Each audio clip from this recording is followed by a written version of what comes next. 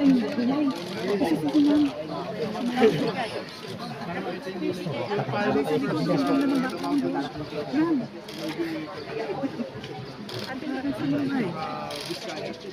Nagkilig nga po yung action music. Kilig tagulang na nakinising. May regalo ako sa iyo.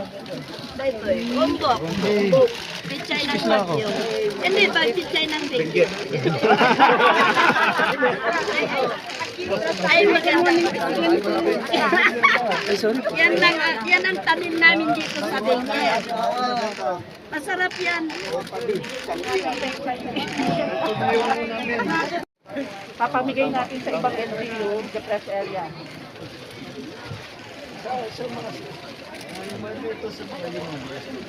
Opo, yes. Bibigay tayo sa DSWD, sa walang gutom at saka yung mga orphanage. And DJMP, magbibigay din tayo sa Bukol. Opo, sa Muntinlupa. yes. Tapos po, Malabon, Nabota, Quezon City, Manila, yung mga poorest barangay. Skeme yun.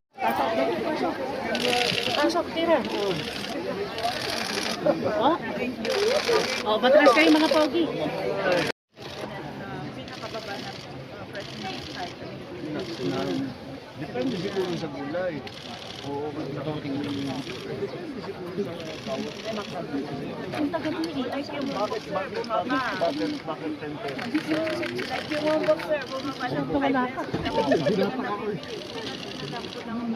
Oo nga, yun ang nakita namin.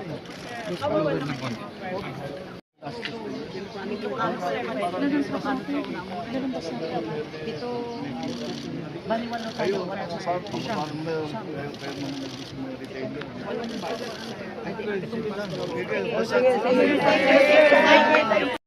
Wala, civilian pa ako yun eh. Hindi nyo ako nakita lang. Thank you. Mahilig din yun eh. Salamat po.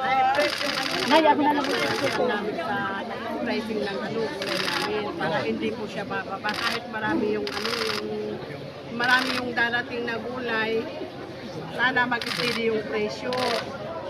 Yun lang po ang namin sa iyo. Kasi yung cost yung gasto mo. At saka mahal namin yung pag-diretso na kasi buwan yung sana po mababa ang gulay namin. Yes, sir. Tagal na. Hiling na po ang aming president na sana po. Production is distribution. If it's properly distributed, pwede pa eh. Yeah, but it's supply. Meron na kami solusyon. Sige. Okay.